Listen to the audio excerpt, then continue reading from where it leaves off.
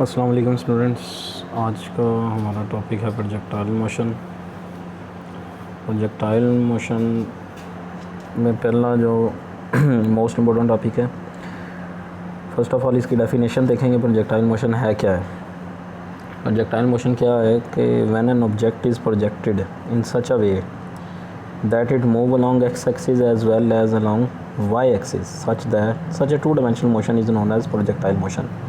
यानी किसी ऑब्जेक्ट को जब हम इस तरह से फेंकें कि वो एक्स एक्सिस के लॉन्ग भी मूव करे और वो वाई एक्सिस के लॉन्ग भी मूव करे, यानी उसकी मोशन जो है वो क्या हो, टू डायमेंशनल। तो इस मोशन को हम क्या नाम देते हैं? प्रोजेक्टाइल मोशन का। इसकी एग्जांपल है, हमारे पास एक फ़ुटबॉल है, उसे किक करता है एक प्लेयर, या एक बॉल है, उसे हॉरिजॉन्टली थ्रो कर रहे हैं सर्टन हाइट से। तो ये दोनों प्रोजेक्टाइल मोशन की एग्जांपल हैं। इन एग्जांपल्स की बेस पे जो प्रोजेक्टाइल मोशन है उसकी दो टाइप्स में हम डिवाइड करते हैं। पहली जो टाइप है वो हमारे पास है लीनियर और हॉरिजेंटल प्रोजेक्टाइल। दूसरी हमारे पास टाइप है ओब्लीक प्रोजेक्टाइल। लीनियर और हॉरिजेंटल प्रोजेक्टाइल क्या है कि जब एक प्रोजेक्टाइल को सर्टन हाइट से हम हॉरिजेंटली थ्रो करेंगे, हॉरिजेंटली मींस एक्स एक्सिस के पैरेलल, ज़मीन के पैरेलल जब हम उसे थ्रो करेंगे तो उस वक्त उस प्रोजेक्टाइल को लीनियर और हॉरिजेंटल प्रोजेक्टाइल का नाम देंगे। उसे सर्टन हाइट से हमने थ्रो करना है, बिल्कुल ऐसे जैसे हम एक चलती हुई ट्रेन से एक पत्थर को फेंकें। तो एक सर्टन हाइट से एक ऑब्जेक्ट हम थ्रो कर रहे हैं तो उसकी मोशन टू डायमेंशनल होगी। वो पहले तो स्ट्रेट जाने की कोशिश करेगा ग्रेविटी की वजह से, फिर नीचे जाएगा तो उसकी मोशन टू डायमेंशनल होगी। ऐसी मोशन को हम क्या नाम देंगे? प्रोजेक्टाइल मोशन का। तो इसमें कुछ बातें हमने याद रखनी है लीनियर और हॉरिजॉन्टल प्रोजेक्टाइल के लिए कि इसमें प्रोजेक्ट जो हम करते हैं किसी भी ऑब्जेक्ट को, उसके लिए एंगल जो है वो क्या होना चाहिए? ज़ीरो, यानी उसे हॉरिजेंटल के पैरेलल हमने ऑब्जेक्ट को थ्रो करना है। थीटा की वैल्यू उसके लिए क्या होगी? ज़ीरो।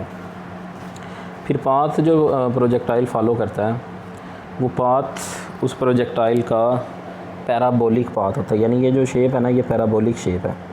यानी प्रोजेक्टाइल जो भी पाथ फॉलो करेगा वो पाथ जो है वो क्या होगा? पैराबोलिक पाथ होगा। फिर उसे हॉरिजेंटल जब थ्रो करना है तो उसके लिए थीटा ज़ीरो होना चाहिए। उसे सर्टन हाइट से हॉरिजेंटली हमने थ्रो करना है। इनिशियल जो वेलोसिटी है प्रोजेक्टाइल की वो VIX होगी। Vertical component of velocity, initial vertical component of velocity जो है उसकी वैल्यू क्या होगी? Zero. Initial vertical component of velocity की वैल्यू हमारे पास क्या होगी? ज़ीरो। क्यों ज़ीरो होगी? क्योंकि इस प्रोजेक्टाइल को हमने हॉरिजेंटली थ्रो किया, वर्टिकल कंपोनेंट इनिशियली नहीं है, शुरू में यहाँ पे स्टार्टिंग में सिर्फ उसकी वेलोसिटी का हॉरिजेंटल कंपोनेंट है, वर्टिकल कंपोनेंट नहीं है। इस वजह से हम कहेंगे कि वर्टिकल कंपोनेंट जो है उसकी वेलोसिटी का क्या है? ज़ीरो है। तो VIY की वैल्यू हमने इस वजह से क्या लिख दी? ज़ीरो। तो दो बातें हमने यहाँ से देखी कि हॉरिजेंटली जब एक प्रोजेक्टाइल को सर्टन हाइट से थ्रो करते हैं उसकी इनिशियल वेलोसिटी सिर्फ अलोंग द एक्स एक्सिस होती है, उसका वाई कंपोनेंट ऑफ वेलोसिटी क्या होता है? ज़ीरो। फिर हमने कहा कि ये जो आइडियल प्रोजेक्टाइल है, आइडियल प्रोजेक्टाइल के लिए क्या होता है कि उस पे एक्स एक्सिस के लॉन्ग फ्रिक्शनल फोर्स एक्ट नहीं करती। आइडियल प्रोजेक्ट वो होता है जिसमें फ्रिक्शनल फोर्स एक्ट ना कर रही हो। इनिशियली ये जो बात लिखी है इसको मैं कह रहा हूँ no vertical component at the point of projection. तो जब एक्स एक्सिस के लॉन्ग इग्नोर करेंगे हम एयर फ्रिक्शन को, हम कहेंगे एयर फ्रिक्शन एक्ट नहीं कर रही, तो एक्स एक्सिस के लॉन्ग कोई अपोजिंग फोर्स नहीं है। तो उसके शुरू में भी एक्स कंपोनेंट ऑफ वेलोसिटी जो थी वो शुरू में ओनली एक्स कंपोनेंट था। जो आगे गया ग्रेविटी की वजह से उसने नीचे भी जाना शुरू किया, फिर उसका वाई कंपोनेंट भी होगा, एक्स कंपोनेंट भी होगा। मगर ये बात देखने वाली है कि एक्स कंपोनेंट थ्रू आउट हर जगह सेम है, एक्स कंपोनेंट में चेंज नहीं आ रहा। क्यों चेंज नहीं आ रहा? क्योंकि हमने एयर फ्रिक्शन को इग्नोर किया है। एक्स एक्सिस के लॉन्ग जो अपोजिंग फोर्स लग रही है वो सिर्फ कौन सी होती है? Air friction. अगर एयर फ्रिक्शन नहीं है तो एक्स कंपोनेंट जो है उस वेलोसिटी का जो एक्स कंपोनेंट है उसमें कोई चेंज नहीं आएगा। इस वजह से initial X component of velocity या final X component of velocity वो सेम होंगे। तो वो किसके इक्वल होंगे? वो VX का हम उसे नाम देंगे कि वो VX के इक्वल है। VX से मुराद वो वेलोसिटी जो शुरू में जिससे हमने ऑब्जेक्ट को थ्रो किया, थ्रू आउट वो एक्स कंपोनेंट की वेलोसिटी सेम रहती है। फिर जब एक्स डायरेक्शन में कोई फोर्स एक्ट नहीं कर रही जिससे वेलोसिटी में चेंज आ सके, तो फोर्स एक्ट ना करने की वजह से, फोर्स कोई भी एक्ट नहीं कर रही, तो हम ये बात यहाँ पे करते हैं, फोर्स कोई भी एक्ट नहीं कर रही तो हम ये कहेंगे कि एफ एक्स की वैल्यू जो है वो 0 एक्स एक्सिस के लॉन्ग एक्ट करने वाली फोर्स की वैल्यू 0 है और एक्स डायरेक्शन में एक्स एक्सिस के लॉन्ग एक्ट करने वाला एक्सेलरेशन की वैल्यू भी 0 है। जब फोर्स एक्ट नहीं कर रही तो एक्सेलरेशन की वैल्यू भी 0 होगी। ये सारी जो बातें हमने डिस्कस की हैं, ये हमने कैसे प्रोजेक्टाइल के लिए डिस्कस की हैं, ये हमने डिस्कस की हैं हॉरिजॉन्टल या लीनियर प्रोजेक्टाइल के लिए, जिसमें प्रोजेक्टाइल को सर्टन हाइट से थ्रो करते हैं। तो अगेन मैं बात को रिपीट कर रहा हूँ, हॉरिजॉन्टल प्रोजेक्टाइल के लिए हमने बातें क्या माइंड में रखनी है। हॉरिजॉन्टल प्रोजेक्टाइल के लिए हमने बात ये माइंड में रखनी है कि सर्टन हाइट से थ्रो करना है, सर्टन हाइट से थ्रो करना है। Initial velocity along the x axis होगी, इनिशियली वर्टिकल कंपोनेंट वेलोसिटी का नहीं होगा। इनिशियल और final component of x component of velocity same होंगे, क्योंकि इस डायरेक्शन में कोई अपोजिंग फोर्स एक्ट नहीं करती। जब वेलोसिटी में चेंज नहीं आएगा तो एक्सेलरेशन 0 होगा, फोर्स 0 होगी। दूसरा जो प्रोजेक्टाइल होता है, दूसरी जो टाइप है हमारे पास, वो ऑब्लिक प्रोजेक्टाइल है। ऑब्लिक प्रोजेक्टाइल है प्रोजेक्टेड, उसे हम कितने एंगल पे थ्रो कर रहे हैं, प्रोजेक्ट कर रहे हैं at an angle theta greater than 0, यानी इसे जिस एंगल पे थ्रो करना है वो एंगल कितना होना चाहिए, 0 से बड़ा होना चाहिए, ठीक है। और उसे हम थ्रो कर रहे हैं with x axis from the ground, ground से एक सर्टन एंगल पे, एक्स एक्सिस से सर्टन एंगल पे हम उसे थ्रो कर रहे हैं। तो उसकी वेलोसिटी जो है वो वी आई है। उसे जब हम थ्रो कर रहे हैं, वो जो अब उसका हॉरिजॉन्टल डिस्टेंस होता है उसे रेंज का नाम देते हैं, जो उसे वर्टिकल डिस्टेंस होता है जब प्रोजेक्टाइल को एक एंगल के साथ हॉरिजॉन्टल से, और वो एंगल क्या हो, 0 से बड़ा हो, ये उसकी कंडीशन है। उस वक्त जब थ्रो करते हैं तो उसके हॉरिजॉन्टल और वर्टिकल डिस्टेंस को हाइट और रेंज का हम नाम देते हैं। उसके बाद इसमें एक दो न्यूमेरिकल हम देख लेते हैं, एमसीक्यूज देख लेते हैं एक दो, कि एक स्टोन है उसे रिलीज़ किया एक ट्रेन से, तो उसका पाथ देन स्टोन विल है, उसका पाथ जो है वो क्या होगा, हाइपरबोलिक होगा, पैराबोलिक, तो डेफिनेटली उसका पाथ जो है वो पैराबोलिक होगा। क्वेश्चन नंबर 2 है कि कौन सी एग्जांपल इनमें से जो है एग्जांपल है जिसमें not an example of accelerated motion, यानी जिसमें एक्सेलरेशन नहीं है, वो कौन सी इनमें से एग्जांपल है। देखो वर्टिकल कंपोनेंट जो है प्रोजेक्टाइल मोशन का, उसमें एक्सेलरेशन होता है, वो एक्सेलरेशन किसकी वजह से होता है, ग्रेविटी की वजह से। तो वर्टिकल कंपोनेंट तो हो नहीं सकता, क्योंकि उसने पूछा है कि ऐसा एग्जांपल बतानी है जिसमें जो एक्सेलरेटेड मोशन की एग्जांपल ना हो, यानी जिसमें एक्सेलरेशन ना हो। तो वर्टिकल कंपोनेंट में एक्सेलरेशन ड्यू टू ग्रेविटी होता है, सर्कुलर मोशन में सेंटीमीटर एक्सेलरेशन होता है, स्पीड बेशक कांस्टेंट होती है, वेलोसिटी की डायरेक्शन चेंज हो रही होती है, तो सर्कुलर मोशन में एक्सेलरेशन होता है। पेंडुलम जब स्विंग करता है तो उसमें भी ग्रेविटेशनल एक्सेलरेशन की वजह से वो मूव कर रहा होता है। सिर्फ हॉरिजॉन्टल कंपोनेंट ऑफ प्रोजेक्टाइल जो है ना, वी एक्स, जिसकी हमने पीछे बात की, उसमें चेंज नहीं आएगा, क्योंकि हॉरिजॉन्टल डायरेक्शन में कोई फोर्स एक्ट नहीं करती। उस वजह से हॉरिजॉन्टल डायरेक्शन में कोई फोर्स एक्ट ना करने की वजह से वेलोसिटी में चेंज नहीं आता, जिसकी वजह से हम कहते हैं एक्सेलरेशन नहीं है। तो ऐसी एग्जांपल हमने बतानी थी जिसमें एक्सेलरेशन ना हो, तो हॉरिजॉन्टल कंपोनेंट ऑफ प्रोजेक्टाइल इसका आंसर होगा। उसके बाद अपनी डिटेल को हम प्रोसीड करते हैं। ये मैं इसमें हम कह रहे हैं कि एक पॉइंट है 2 है, यहाँ पे देखें ये जो एग्जांपल है ये कौन से प्रोजेक्टाइल की है जी, बिल्कुल ये लीनियर और हॉरिजॉन्टल प्रोजेक्टाइल की एग्जांपल है, जिसमें प्रोजेक्टाइल को सर्टेन हाइट से थ्रो किया गया। इनिशियली इसकी वेलोसिटी जो है वो सिर्फ किस डायरेक्शन में होती है, एक्स डायरेक्शन में। यहाँ पे मैं सिर्फ एक्स डायरेक्शन वी एक्स लिख रहा हूँ, वाई कंपोनेंट ऑफ वेलोसिटी नहीं ड्रॉ करा। जब प्रोजेक्टाइल आगे जाता है तो ग्रेविटी की वजह से उसका वाई कंपोनेंट भी प्रोड्यूस होता है। अब देखो पॉइंट 2 पे भी वेलोसिटी वी एक्स है, 3 पे भी वी एक्स है, 4 पे भी वी एक्स है, मगर Y component of velocity V dash Y है, फिर वी डबल डैश वाई, फिर V 3 dash Y. It mean Y component का ऑफ वेलोसिटी में चेंज आ रहा है। वो चेंज किस वजह से आ रहा है, ग्रेविटी की वजह से आ रहा है। तो देखिए at point 2 only force acting of gravity, force जो एक्ट कर रही है वो ग्रेविटी की है, फ्रिक्शन की फोर्स नहीं है। सो vertical component of velocity increase, इस वजह से vertical component of velocity increase होगा। कितना इंक्रीज होगा, 10 मीटर पर सेकेंड इन एवरी सेकेंड। देखें जी की वैल्यू होती है, जी की वैल्यू होती है 10 मीटर पर सेकेंड स्क्वायर। जी बेसिकली एक्सेलरेशन है ग्रेविटेशनल, और एक्सेलरेशन को क्या डिफाइन करते हैं, वेलोसिटी ओवर टाइम। अगर वेलोसिटी में चेंज आ रहा है 10 मीटर पर सेकेंड, वेलोसिटी में चेंज आ रहा है 1 सेकेंड के लिहाज से, मीटर पर सेकेंड और सेकेंड मीटर पर सेकेंड स्क्वायर, तो ये एक्सेलरेशन बन गया। अगर 2 सेकेंड है तो वेलोसिटी में चेंज कितना हो जाएगा, 20 2 सेकेंड में। 3 सेकेंड में कितना हो जाएगा, 30। तो इस तरह वेलोसिटी में चेंज आ रहा है विद रिस्पेक्ट टू टाइम। फिर हमने अगर वेलोसिटी की मैग्नीट्यूड लिखनी है तो एक्स कंपोनेंट का स्क्वायर लिखेंगे और वाई कंपोनेंट का स्क्वायर लिखेंगे। तो एक्स कंपोनेंट ऑफ वेलोसिटी जो है वो क्या होगा, इस इक्वेशन के अंदर एक्स कंपोनेंट ऑफ वेलोसिटी में चेंज नहीं आ रहा, चेंज किस में आ रहा है, वाई कंपोनेंट में आ रहा है। आ किस वजह से रहा है, ग्रेविटी की वजह से रहा है। तो इस वजह से एक्स कंपोनेंट ऑफ वेलोसिटी में चेंज नहीं आ रहा, एक्स में चेंज नहीं होगा, वेलोसिटी की मैग्नीट्यूड में चेंज आएगा, मगर वो चेंज किस वजह से होगा, सिर्फ वाई कंपोनेंट में चेंज की वजह से। तो वी एक्स जो है वो कांस्टेंट होगा, वी वाई जो है वो इंक्रीज़ करेगा, इसकी वजह से वेलोसिटी बढ़ेगी, वेलोसिटी की मैग्नीट्यूड ज़्यादा होगी। फिर पॉइंट 1 पे क्या है, पॉइंट 1 पे इनिशियल जो वेलोसिटी है वो सिर्फ एक्स कंपोनेंट की है, पॉइंट 1 पे वाई कंपोनेंट ऑफ वेलोसिटी 0 है, फोर्स यहाँ पे एक्ट नहीं कर रही, इस वजह से एक्सेलरेशन एक्स कंपोनेंट का 0 है। ये बातें हमने रखी माइंड में, ये हम ऑलरेडी कर चुके हैं। फिर हमने ये देखना है कि इसने नीचे जब आया तो ये कितना इसने वर्टिकल डिस्टेंस नीचे आते हुए ट्रैवल किया, कि ये वर्टिकल डिस्टेंस है वाई कैलकुलेट करना है। वाई को कैलकुलेट करने के लिए हम second equation of motion use करेंगे, S is equal to V I T plus 1/2 AT square.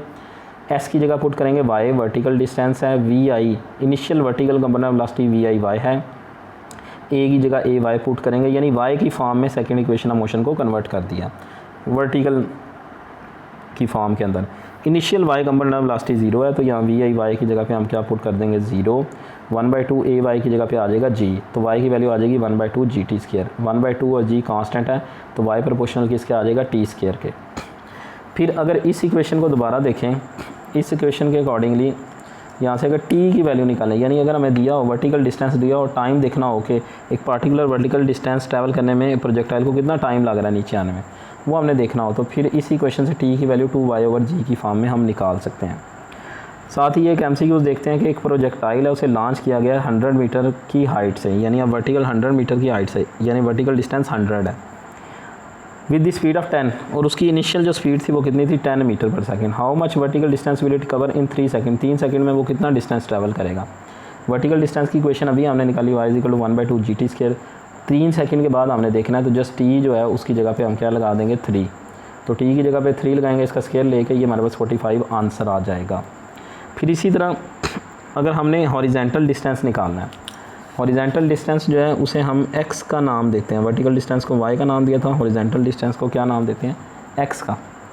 अगर हमने हॉरिजेंटल डिस्टेंस निकालना है तो हॉरिजेंटल डिस्टेंस निकालने के लिए भी हम यूज़ कर सकते हैं सेकंड इक्वेशन। सेकंड इक्वेशन क्या है, s = VIT + 1/2 AT square. Horizontal distance निकालना है, s की जगह पे आएगा x, vi की जगह पे क्या आएगा VIX × टाइम प्लस 1/2 a की जगह पे क्या आएगा AX, और साथ में टाइम का स्क्वायर आ जाएगा। अब AX हॉरिजेंटल डायरेक्शन में कोई फोर्स एक्ट नहीं कर रही, एक्सेलरेशन की वैल्यू AX की 0 होगी, AX की वैल्यू 0, तो x = क्या आ गया VIX × t plus this thing, acceleration जो है वो 0 है, ये वाली वैल्यू 0 है, तो ये सारी टर्म 0 हो जाएगी, पीछे सिर्फ ये बचेगा, तो x = हम क्या लिख देंगे VIX × t, ये हॉरिजेंटल डिस्टेंस की इक्वेशन आ जाएगी। ठीक हो गया। ये हमने अभी तक ये जो भी डिस्कशन हमने की है ये किस प्रोजेक्टाइल के लिए की है, किस तरह के प्रोजेक्टाइल के लिए हमने की है, हॉरिजेंटल या लीनियर प्रोजेक्टाइल के लिए। आगे हमने जो डिस्कशन करनी है वो है हमारे पास oblique projectile. Projectile oblique projectile क्या होता है, और प्रोजेक्टाइल को ओब्लीक प्रोजेक्टाइल उस वक्त कहते हैं जब उसे एक ऐसे एंगल पे थ्रो करें जो कि 0 से बड़ा हो, और वो एंगल किसके साथ बन रहा हो, हॉरिजेंटल के साथ। फिर इसमें कुछ बातें हमने याद रखनी है कि at point of projection it has both component of velocity VX as well as VY, यानी जब प्रोजेक्टाइल को थ्रो करना है तो उसके x कंपोनेंट ऑफ वेलोसिटी भी होगा और उसका y कंपोनेंट ऑफ वेलोसिटी भी होगा, उसके वेलोसिटी के दोनों कंपोनेंट्स होंगे, कोई भी कंपोनेंट 0 नहीं होगा इनिशियली जब उसे थ्रो करेंगे। फिर आइडियल प्रोजेक्टाइल है, आइडियल प्रोजेक्टाइल है तो x डायरेक्शन में कोई फोर्स एक्ट नहीं कर रही, तो जितनी उसकी x कंपोनेंट ऑफ वेलोसिटी इन यहाँ पे है, जब वो एंड पे पहुँचेगा अपनी मोशन के, x कंपोनेंट ऑफ वेलोसिटी वही रहेगा, उसमें कोई चेंज नहीं आएगा। तो x component of velocity VIX = VFX होगा, यानी इनिशियली x कंपोनेंट की जितनी वेलोसिटी है जब उसने मूव करना है through out the motion, x direction में कोई अपोजिंग फोर्स एक्ट नहीं करनी। जैसे कि प्रोजेक्टाइल है, ये मूव कर रहा है x डायरेक्शन में, इसका वेलोसिटी है VX, x डायरेक्शन में अपोजिंग फोर्स जो लगनी थी वो फ्रिक्शन की लगनी थी, फ्रिक्शन को हमने इग्नोर किया हुआ है, तो इस वजह से हॉरिजेंटल कंपोनेंट ऑफ वेलोसिटी पे कोई फ़र्क नहीं पड़ता, जितना initial horizontal component of velocity है उतना ही final horizontal component of velocity है। और x कंपोनेंट जो होता है वो किसके इक्वल होता है, कॉस, उसमें लगाते हैं, जिस तरह a = a cos theta, AX = और A Y is equal to A sine theta. तो इनिशियल और फाइनल हॉरिजेंटल कंपोनेंट वेलोसिटी की value V I cos theta होगी। एक्स एक्सिस के लॉन्ग एक्स डायरेक्शन में लॉन्ग कोई अपोजिंग फोर्स यानी ये रेजिस्टेंस एक्ट नहीं करती, A X zero, F X भी ज़ीरो होगा। V I Y vertical component of velocity जो है वो वी आई साइन थीटा का इक्वल होगा, क्योंकि वी वाई जो है वो मुसलसल चेंज होता है, ऊपर जा रहे हैं ग्रेविटी के अगेंस्ट मोशन, नीचे आ रहे हैं ग्रेविटी के लॉन्ग मोशन। ग्रेविटी की वजह से वर्टिकल कंपोनेंट ऑफ वेलोसिटी में मुसलसल क्या आता है, चेंज आता है। फिर इसी तरह हम ये कह रहे हैं कि हॉरिजेंटल कंपोनेंट जो है वो सेम रहेगा, मगर जब प्रोजेक्टाइल हाईएस्ट पॉइंट पे पहुंचेगा, हाईएस्ट पॉइंट पे जब वो पहुंचेगा तो उसका वर्टिकल कंपोनेंट ऑफ वेलोसिटी यानी वी वाई जो है वो क्या होगा, ज़ीरो। हाईएस्ट पॉइंट पे पहुंच के वी वाई ज़ीरो होगा, मगर वी एक्स ज़ीरो नहीं होगा। ये इंपॉर्टेंट बात आपने माइंड में रखनी है। वी एक्स तो थ्रू आउट कांस्टेंट है, चाहे यहाँ पे देख लो, चाहे इस जगह पे देख लो, चाहे इस जगह पे देख लो, इस जगह पे देख लो, जहाँ भी देख लो, एक्स कंपोनेंट ऑफ वेलोसिटी तो क्या है, कांस्टेंट है। क्यों कांस्टेंट है, क्योंकि कोई अपोजिंग फोर्स यानी एयर फ्रिक्शन एक्ट नहीं कर रही, एयर फ्रिक्शन ज़ीरो है। तो एक्स डायरेक्शन में कोई फोर्स एक्ट नहीं कर रही जिससे वेलोसिटी में चेंज है, इस वजह से एक्स एक्सिस का एक्सेलरेशन भी ज़ीरो है। वी वाई जो है जब थ्रो करते हैं प्रोजेक्टाइल को पॉइंट 2 तक वेलोसिटी कम होती है ऊपर जाते जाते, यहाँ पे वी वाई पर पहुँच के वेलोसिटी क्या हो जाती है, ज़ीरो। फिर यहाँ से जब वो नीचे आएगा वेलोसिटी दोबारा बढ़ना शुरू हो जाती है, पॉइंट 2 से 3 वेलोसिटी बढ़ती है, और पॉइंट 3 पे वर्टिकल कंपोनेंट ऑफ वेलोसिटी की वैल्यू मैक्सिमम होती है।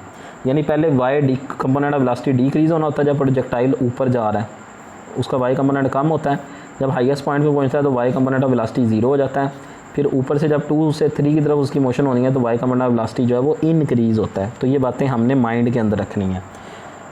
तो उसके बाद अगर हम एनर्जी की बात करें, काइनेटिक एनर्जी की बात करते हैं,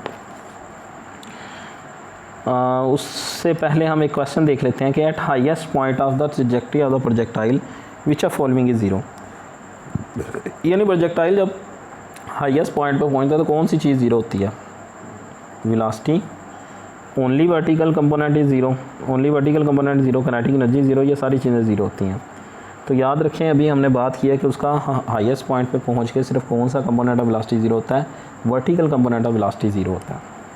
फिर इसी तरह हाईएस्ट पॉइंट पे पहुंचता है उसकी वेलोसिटी जो है वो, इसका मतलब है ओवरऑल अगर वेलोसिटी की बात करें हाईएस्ट पॉइंट पे, देखें यहाँ पे मैं प्रोजेक्टाइल मोशन के लिए डायग्राम दोबारा बनाता हूँ। ऑब्जेक्ट हाईएस्ट पॉइंट पे पहुँचा है, इस पॉइंट पे एक्स कंपोनेंट ऑफ वेलोसिटी तो है, वाई कंपोनेंट ऑफ वेलोसिटी क्या होगा, ज़ीरो। अब जो अगर एनर्जी हमने यहाँ पे देखनी है, काइनेटिक एनर्जी जिस तरह वेलोसिटी के दो कंपोनेंट बनाए थे, एक एक्स कंपोनेंट और एक वाई कंपोनेंट, इस तरह काइनेटिक एनर्जी भी दो कंपोनेंट की वजह से होगी, एक एक्स कंपोनेंट की वजह से, दूसरी वाई कंपोनेंट की वजह से। तो हाईएस्ट पॉइंट पे वेलोसिटी जो है वो ज़ीरो नहीं होती। ये बड़ा इंपॉर्टेंट पॉइंट है। स्टूडेंट ये समझते हैं प्रोजेक्टाइल को हमने थ्रो किया, वो हाईएस्ट पॉइंट पे पहुंचा तो उसकी वेलोसिटी ज़ीरो हो गई, रुक गया वो, नहीं, उसकी वेलोसिटी ज़ीरो हुई, मगर उसका कौन सा component, vertical component of velocity zero हुआ। हॉरिजॉन्टल कंपोनेंट ऑफ वेलोसिटी पे यहाँ पे हो, यहाँ पे हाईएस्ट पॉइंट पे नीचे आ रहा हो, कोई फ़र्क नहीं पड़ता, क्योंकि हॉरिजॉन्टल डायरेक्शन में कोई अपोजिंग फोर्स एक्ट नहीं करती। तो इस वजह से हम कहते हैं कि काइनेटिक एनर्जी जो है जब वो हाईएस्ट पॉइंट पे पहुंचता है, kinetic energy is not converted to potential energy, so kinetic energy can not be zero. Kinetic energy सारी की सारी पोटेंशियल एनर्जी में कन्वर्ट नहीं होती, क्योंकि हॉरिजॉन्टल कंपोनेंट ऑफ वेलोसिटी मौजूद है। इट मीन्स यहाँ पे कुछ काइनेटिक एनर्जी है, वर्टिकल कंपोनेंट की वजह से जो काइनेटिक एनर्जी थी वो ज़ीरो हुई, वो काइनेटिक इसमें कन्वर्ट हो गई पोटेंशियल में, मगर जो हॉरिजॉन्टल कंपोनेंट ऑफ वेलोसिटी है उसकी काइनेटिक एनर्जी तो भी मौजूद है, यानी सारी काइनेटिक एनर्जी पोटेंशियल में कन्वर्ट नहीं हुई। तो इस वजह से हम ये कहते हैं कि काइनेटिक एनर्जी जो होती है प्रोजेक्टाइल मोशन में, वो उसके भी दो कंपोनेंट होते हैं, एक हॉरिजॉन्टल वेलोसिटी कंपोनेंट की काइनेटिक एनर्जी और दूसरी वर्टिकल वेलोसिटी कंपोनेंट की kinetic energy. Horizontal kinetic energy किसकी वजह से है, एक्स कंपोनेंट ऑफ वेलोसिटी की वजह से है। वी एक्स चूँकि कांस्टेंट है तो हाईएस्ट पॉइंट पे पहुंच के, एक्स कंपोनेंट ऑफ वेलोसिटी जो है वो क्या है, कांस्टेंट है, तो हाईएस्ट पॉइंट पे पहुंच के एक्स कंपोनेंट की काइनेटिक एनर्जी ज़ीरो नहीं होती, मगर वाई कंपोनेंट की काइनेटिक एनर्जी ज़ीरो होती है। इसी तरह वर्टिकल काइनेटिक एनर्जी जो है वो किसकी वजह से है, वी वाई की वजह से है। तो वी वाई जो है वो तो ज़ीरो है, हाईएस्ट पॉइंट पे पहुंच के वी वाई ज़ीरो हो जाता है, इस वजह से काइनेटिक एनर्जी का वाई कंपोनेंट हाईएस्ट पॉइंट पे पहुंच के ज़ीरो हो जाता है, एक्स कंपोनेंट ज़ीरो नहीं होता। तो अगर हम एनर्जी टोटल की बात करें, इस हाईएस्ट पॉइंट पे टोटल एनर्जी की बात करें तो वो kinetic energy due to X component तो होती है, मगर kinetic energy due to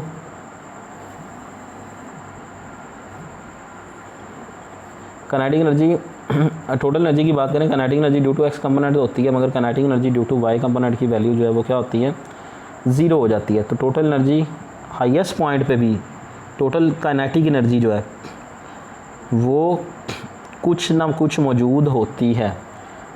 vertical component of kinetic energy तो 0 हो जाता है, मगर horizontal component of kinetic energy मौजूद होता है हाईएस्ट पॉइंट पे पहुंच के भी प्रोजेक्टाइल मोशन में। ठीक हो गया। तो इस वजह से ये बात कतन माइंड में नहीं रखनी कि जब प्रोजेक्टाइल हाईएस्ट पॉइंट पे पहुंचता है तो उसकी सारी की सारी एनर्जी पोटेंशियल होगी, नहीं, उसमें काइनेटिक एनर्जी भी होगी, तभी तो वो आगे भी जा रहा है और फिर उसकी डाउनवर्ड जब फाल स्टार्ट होगा वो नीचे की तरफ भी मूव करेगा। तो ये जो सारी बातें हमने की हैं ये प्रोजेक्टाइल की मोशन से रिलेटेड थी। उसकी हमने टाइप डिस्कस की, उसकी एनर्जी के बारे में डिस्कस किया और उसके वेलोसिटी वगैरह ये सारे कंपोनेंट देखे हैं। इन्हीं से रिलेटेड फर्दर अभी हम ये जो ऑब्लिक प्रोजेक्टाइल है इसने कितना हॉरिजॉन्टल या वर्टिकल डिस्टेंस ट्रैवल करना है उसे टाइम ऑफ फ्लाइट या हाइट का नाम देते हैं। वो भी हमने time of flight, height, range, इनके दरमियान हमने रिलेशन निकालने हैं, उसकी डिफरेंट इक्वेशन है। फिर उनसे रिलेटेड MCQs हम देखेंगे जो इंशाल्लाह नेक्स्ट लेक्चर में मैं आपके साथ डिस्कस करूँगा।